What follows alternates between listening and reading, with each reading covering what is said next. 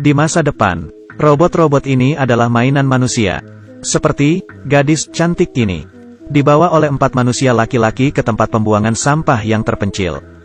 Mereka memaksa mengangkatnya ke mesin angkut penggiling. Menanyakan takut atau tidak. Robot itu tidak menanggapinya. Lalu mereka memasukkannya ke dalam mesin penggiling. Robot sampai mati pun tidak bilang bahwa ia takut. Walaupun melayani manusia, tetapi juga menerima keburukan dari manusia. Apakah mereka bisa takut? Bisa marah, bisa berpikir? Kebanyakan orang tidak percaya. Dan ada di sebuah keluarga biasa. Tuan rumah ini membeli sebuah robot bekas. Dinamakan Anyi. Mata Anyi tidak ada perasaan sedikitpun. Senyumannya seperti dibentuk oleh plastisin. Baik Tuan Kiao, munculnya dia, membuat rumah yang berantakan ini menjadi teratur. Semuanya mengakui robot pekerja rumah tangga ini. Tapi anehnya, ketika dia membuat baju kecil untuk anak gadis itu, anak gadis itu sangat senang. Dan mencium Anyi. Lalu robot ini tiba-tiba mengangkat matanya, melihat ke arah anak gadis itu, memberikannya senyuman yang penuh arti. Kisahnya semakin menarik ketika tuan rumah wanitanya pulang ke rumah. Tuan rumah wanita ini sangat sibuk dengan pekerjaannya, dan jarang pulang ke rumah. Ketika bertemu dengan Anyi, tiba-tiba ada perasaan kebencian yang sulit dijelaskan. Dia bilang dia tidak suka dengan robot, menyalahkan suaminya malas, dan berkata seperti ini bisa membuat anak-anak menjadi malas.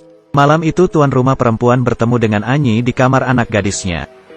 Dia sedang menceritakan dongeng kepada anak gadis. Tuan rumah perempuan langsung menyuruhnya keluar. Anyi pun melakukannya.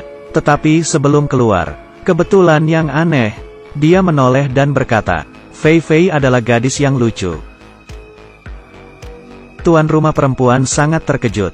Karena sebuah robot seharusnya tidak memiliki sikap. Kejadian yang aneh pun mulai terjadi. Ketika sarapan, tuan rumah lelaki menceritakan lelucon yang tidak lucu. Satu keluarga tidak ada yang tertawa. Suasana menjadi canggung. Hanya Anyi yang tiba-tiba tertawa. Hahaha. Dia tertawa cukup lama, membuat semua orang menjadi tidak nyaman.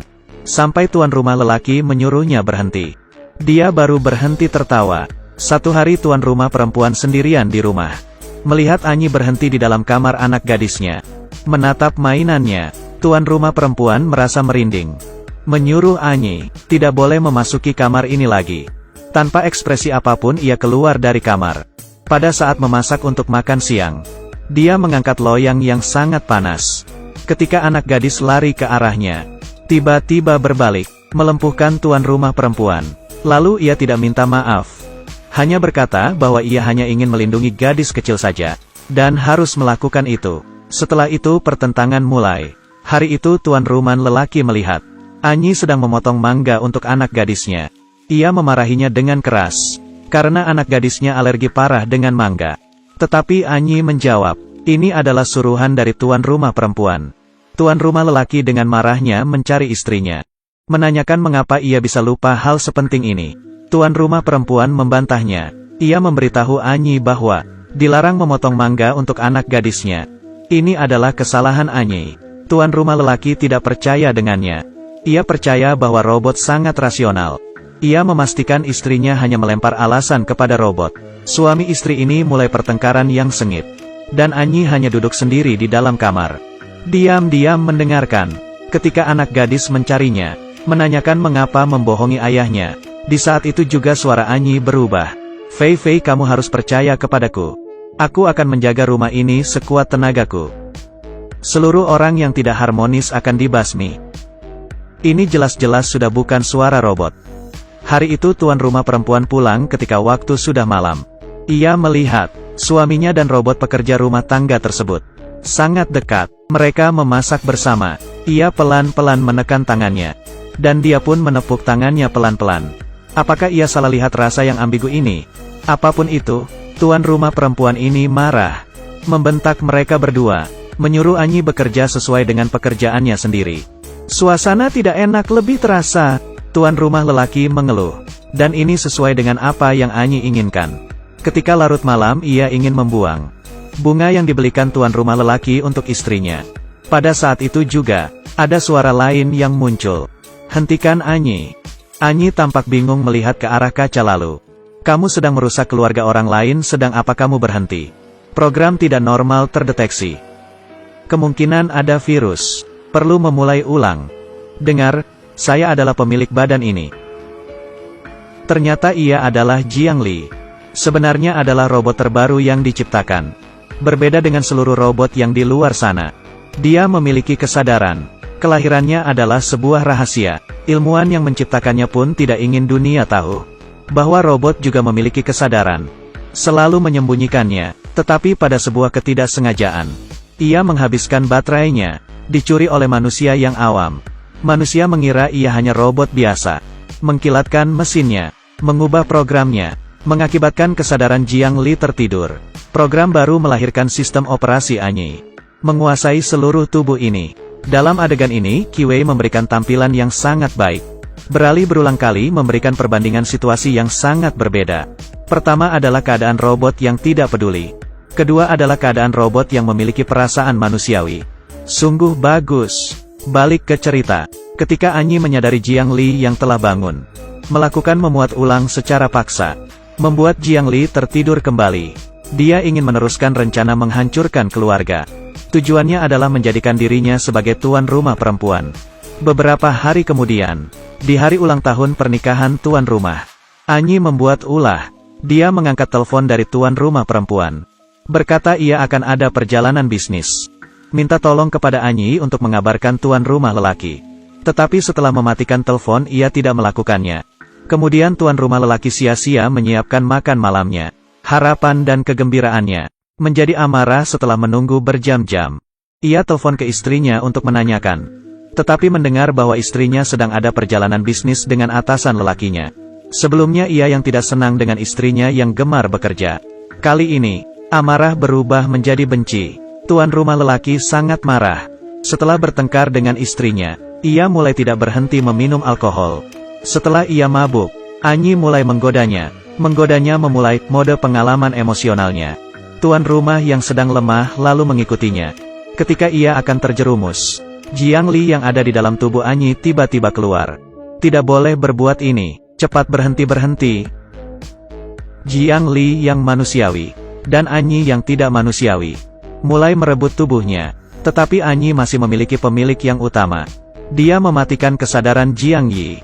Ketika tuan rumah lelaki menanyakannya dengan terkejut, Anyi tiba-tiba mengangkat kepalanya.